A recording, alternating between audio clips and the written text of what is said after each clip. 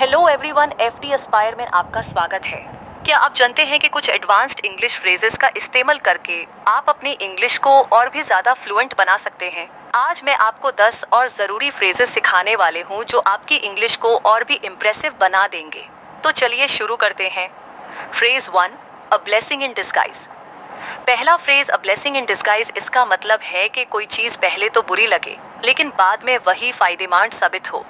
मिसाल के तौर पर, मेरी नौकरी चली गई थी लेकिन वह ब्लेसिंग इन डिस्गाइज थी क्योंकि इसी वजह से मैंने अपना खुद का बिजनेस शुरू किया। Phrase 2, the ball is in your court.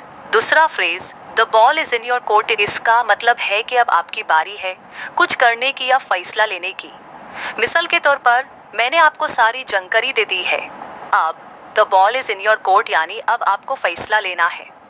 Phrase 3, burn bridges. तीसरा फ्रेज बर्न ब्रिजेस, इसका मतलब है कि किसी रिलेशनशिप या अपॉर्चुनिटी को हमेशा के लिए ख़त्म कर देना।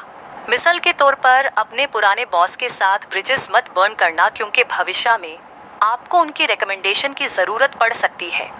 Phrase 4, cry over spilled milk. चौथा phrase cry over spilled milk, इसका मतलब है कि जो हो गया उसके बारे में शिकायत करना बेकार है। मिसाल के तौर पर, हाँ आपसे गलती हो गई लेकिन स्पिल्ड मिल्क पर रोने से कुछ नहीं होगा, अब हमें यूज़ ठीक करने पर ध्यान देना चाहिए। Phrase 5, cut corners. पांचवा फ्रेज कट कॉर्नर्स, इसका मतलब है कि किसी काम को आसान या सस्ते तरीके से करना लेकिन क्वालिटी को खराब कर देना। मिसाल के तौर पर, अगर आप घर बनाते वक्त कॉर्नर्स कट करेंगे तो वो घर रहने के लिए सेफ नहीं होगा। Phrase 6, hit the nail on the head.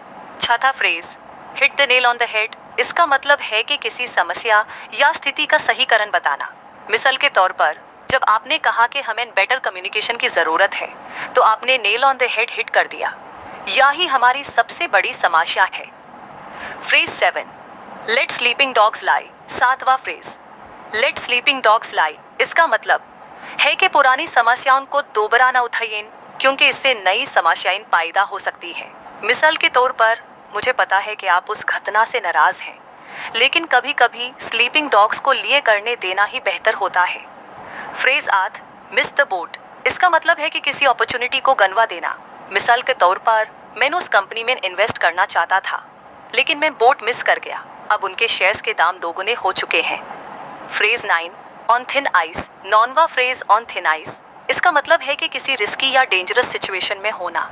मिसाल के तौर पर, इस हफ्ते 3 बार ऑफिस लेते आने के बाद मैं अपने बॉस के साथ ऑन थिन आइस पर हूँ।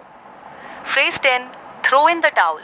10वां phrase throw in the towel, इसका मतलब है कि हार मान लेना या गिव अप कर देना। मिसाल के तौर पर, नौकरी ढूंढने में महीनों नाकामयाब होने के बाद मैं टावल थ्रो करने वाला था लेकिन तभी मुझे एक ऑफर मिल गया। तो चलिए आज सीखे गए 10 फ्रेजेस को क्विकली रिकैप करते हैं। एक blessing in disguise 2, the ball is in your court 3, burn bridges 4, cry over spilled milk 5, cut corner 6, hit the nail on the head 7, let sleeping dogs lie 8, miss the boat 9, on thin ice 10, throw in the towel. ये phrases everyday conversations में बहुत useful हैं, इसलिए इन्हें आज से ही इस्तेमाल करना शुरू कर दीजिए। अब आपकी बारी है, इनमें से आपका फेवरेट फ्रेज कौन सा है नीचे कमेंट्स में लिखिए और उसका इस्तेमाल करके दिखाइए।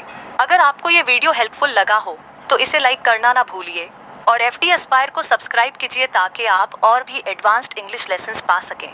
अगले वीडियो में मिलते हैं।